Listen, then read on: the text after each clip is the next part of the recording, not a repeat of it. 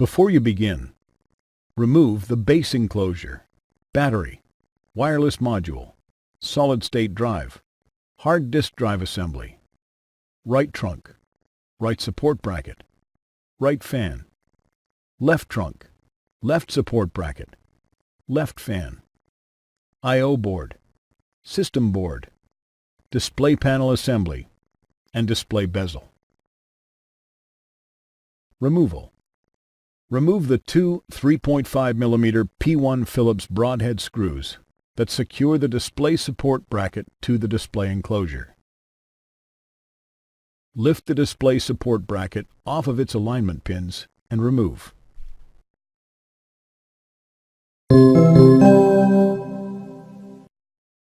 Replacement. Place the display support bracket onto the alignment pins on the display enclosure. Replace the two 3.5 mm P1 Phillips broadhead screws that secure the display support bracket to the display enclosure. Thanks for watching. Please click subscribe for more awesome videos and weekly updates.